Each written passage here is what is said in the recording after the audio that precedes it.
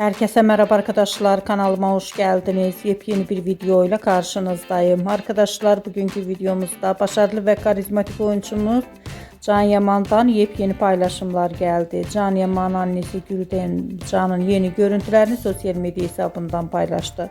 Ben de bu görüntüleri sizler için YouTube kanalımda video halinde sunuyorum arkadaşlar. Umarım beğenirsiniz.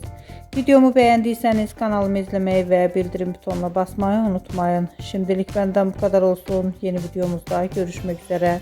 Hoşça kalın.